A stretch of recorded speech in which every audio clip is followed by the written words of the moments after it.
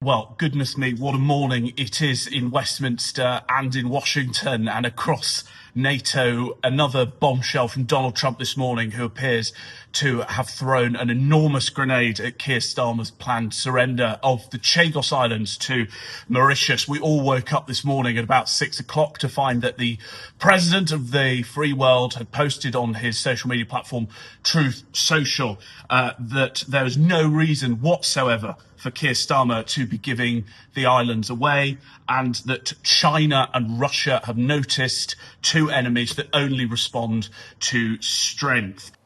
By agreeing to this deal now on our terms, we're securing strong protections, including from malign influence, that will allow the base to operate well into the next century, helping to keep us safe for generations to come. Now, other approaches to secure the base have been tried over the years, and they have failed. Boris Johnson failed in his efforts to endlessly delay. Liz Truss then started the negotiations. We inherited a negotiation in which the principle of giving up UK sovereignty had already been conceded by the previous Tory government. Our deal has concluded those negotiations in the national interest.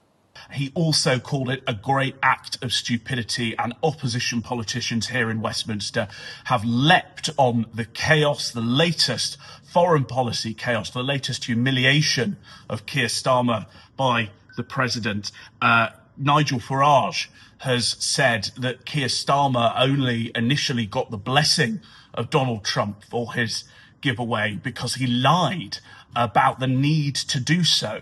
And there's a huge amount of disputation here about whether international law requires us to hand the islands over to Mauritius, or whether that international law can be ignored in favour of our national security. They also can't understand why we would surrender the sovereignty of these islands on an advisory judgment from a pretty obscure court. But this is about sovereignty. And you keep saying yourself that the sovereignty... No, we can't both stand. When you say you mean me. I am having no ownership of this decision. Right? Fair enough, fair enough. Can we please, if we respect the sovereignty of Gibraltar and the Falkland Islands, on the basis it's what the people want, can we have a referendum of all of the eligible Chagosians and let them decide what the future sovereignty of the Chagos Islands is? That surely is the only fair solution. Well, I don't agree with President Trump on everything, but on that I absolutely do. It's a terrible deal. Conservatives have opposed this from the very beginning. The idea that we give sovereign UK territory to Mauritius, a country thousands of miles away that has never had responsibility for the Chagos Islands, and that hard-pressed British taxpayers would have to pay. It is a terrible deal. The government should think again, and Conservatives have been saying that since the very start. A government spokesman has insisted they would never compromise national security. However, David Lammy is in hot water because February last year he promised that without Donald Trump's support, the handover, the deal, the Surrender Act would not go ahead. And it is clear that the surrender treaty now no longer has Donald Trump's blessing. I'm not talking about money for Greenland yet. I might talk about that.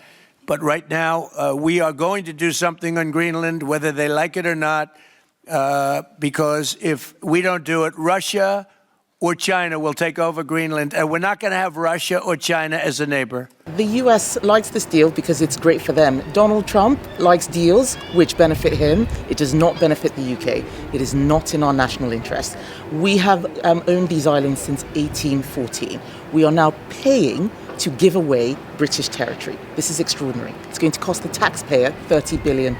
I'm absolutely outraged. Whenever Labour negotiates, Britain loses. And what I cannot believe is how this has happened. There were talks which Conservative ministers had, and we paused these negotiations. We stopped them because we said, no, we're not doing this. The reason why is because if you look at the letter and how it all started, it's reparations. That's what this is. And I cannot believe that Labour has fallen for it. We're only a day away from a major showdown in Davos, the economic forum where both Keir Starmer and Nigel Farage will be meeting with President Trump, raising a number of issues, both about Chagos, Greenland, as we saw earlier in the week, planned tariff threats. It's all kicking off. It's going to kick off further. Stay tuned for more.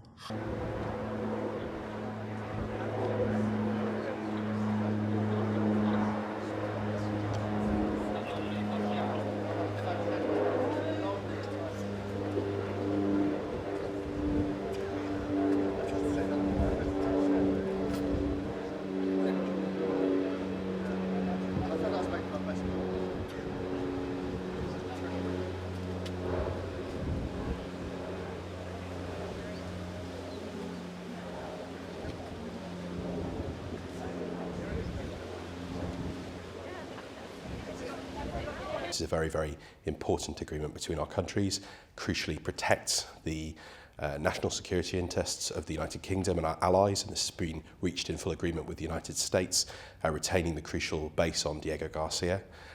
Also closes down a potential route for migrants, and it also has important benefits for Chagosian communities as well. So it's an important agreement. It is one that addresses a series of very complex issues that we inherited. The last government spent many rounds trying to reach an agreement and failed. We have succeeded in this agreement, and it's a very historic moment. We are here to support the two Chagosians who are actually in the court today, and because what's happening about the Prime Minister tried to sign the deal with the Mauritius government, that is frustrating all the Chagosians because they are not respecting our rights as a Chagosian and as the Chagos Island is a UK sovereignty. I'm hopeful that the judge will say cancel this deal and we don't talk about it. For the Prime Minister, I will say to the Prime Minister to listen to the British people and to stop this madness. Chagos Island is for UK sovereignty, is for the British Chagosian. Their people is living in the UK at the moment. We are pleading, a lot of Chagosians are pleading Mauritius because Mauritius put a cut penal for 10 years imprisonment and 5 million rupees of penalty. And when we arrive in the UK, the Prime Minister needs to support the British people. And as you can see in this part, this is the suffering that we've been endured by the government of Mauritius.